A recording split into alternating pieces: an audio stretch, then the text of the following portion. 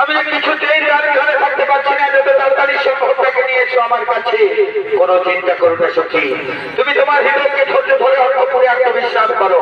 আমি এখনই তোমার গোপন প্রেমের নগর যেখানে যে অবস্থাতেই থাক তাকে নিয়ে আসছি তোমার কাছে, কোনো চিন্তা করো না।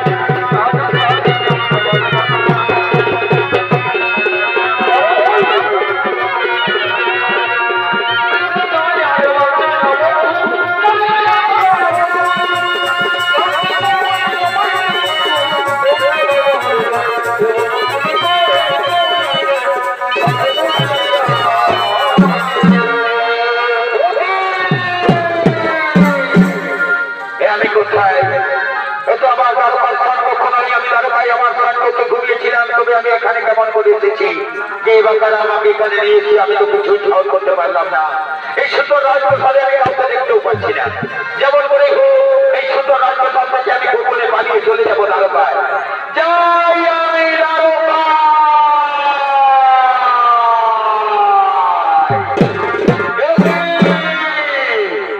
তার গায়ে স্পর্শ লাগলো মোর গায়ে। কি তোমরা কারা? তোমরা মানব না দানব না পেশাচি কিবা উদ্দেশ্যে এখানে বলে এনেছো? তোমাদের আসল পরিচয় আমায় খুলে বলো, নতুবা আমি তোমাদের কাউকে রেহাই দেব না। আমার প্রাণের ঘর, আমি বাঘ রাজার মেয়ে উষা। প্রতিদিন রাতে স্বপ্নে তোমাকে পাই সখা, স্বপ্নে যে আমি তোমাকে ভালোবেসে ফেলেছি সখা, স্বপ্নে যে আমি তোমাকে মন দিয়ে ফেলেছি। তাই আমার প্রিয় সত্যি চিত্রলেখা তোমাকে ঘুমন্ত অবস্থায় এখানে তুলে নিয়ে এসেছে। কি বললে রাতটা তুমি উষা, তবে তুমি সেই উষা যাকে আমি শয়নে স্বপ্নে নিশি জাগরণে দেখতে পাই। হ্যাঁ গো, আমি তোমার সেই প্রাণের প্রিয় উষা। এসো না সখা, আমার হৃদয় মন্দিরে এসে আমার প্রেমের অগ্নি জ্বালা নিবারণ করো।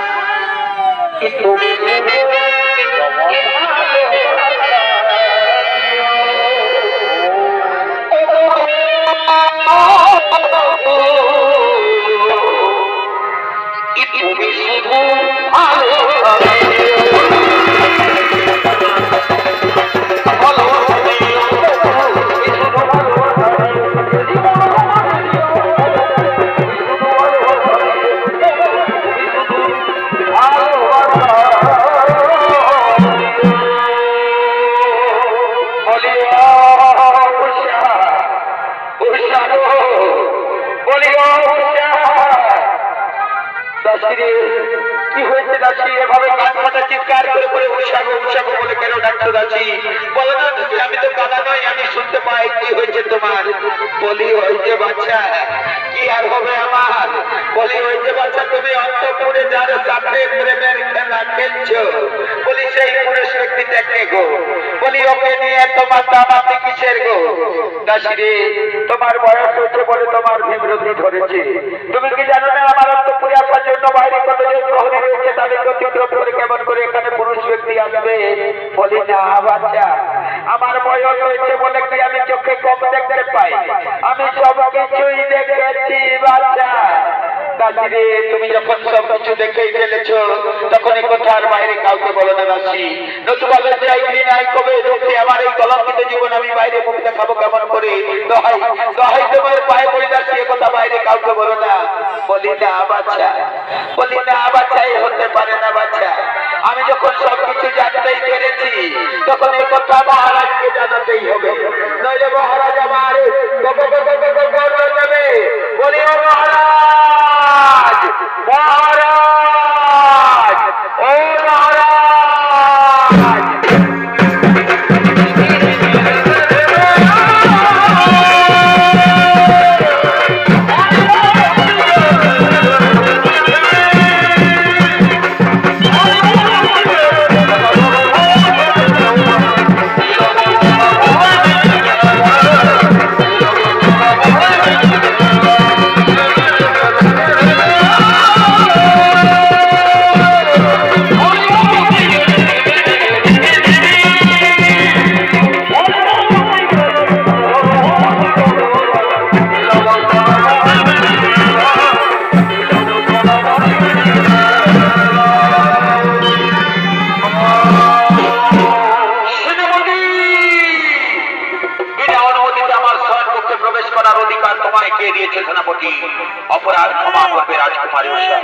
আমি তোমার পিতার নির্দেশে তোমার শয়নকক্ষে প্রবেশ করেছি। তোমার পিতার কাছে সংবাদ রয়েছে তোমার শয়নকক্ষে তুমি নাকি কোনো পুরুষ ব্যক্তির সাথে গোপন প্রেমে লিপ্ত রয়েছ। না না সেনাপতি, তুমি তো জানো আমার শয়নকক্ষের বাইরে কতজন প্রহরী রয়েছে, তাদের অতিক্রম করে কেমন করে এখানে পুরুষ ব্যক্তি আসবে? না উষা, আমি যখন এসেছি তোমার পিতার কাছে যখন সংবাদ রয়েছে তখন যখন তো আমরা তন্ন করে দেখতে চাই কোথায় ঢুকে রেখেছে তুমি সেই পুরুষ ব্যক্তিকে।